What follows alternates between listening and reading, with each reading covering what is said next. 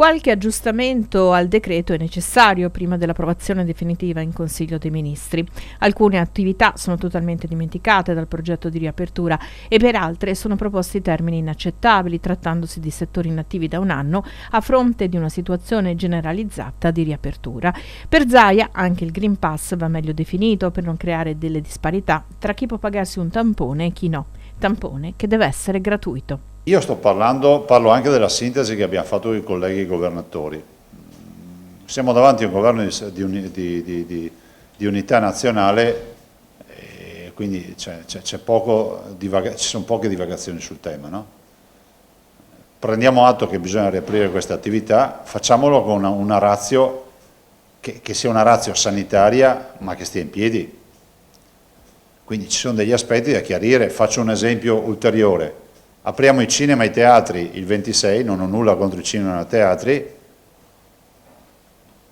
e la piscina non sappiamo quando si potrà aprire, no, cioè è sine die, non si sa.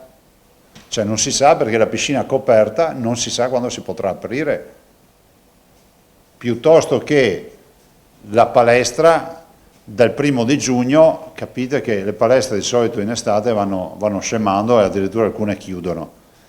Cioè, ho l'impressione che ci sia, come si può dire, c'è stato impegno ma si può fare di più, per renderlo più reale, no?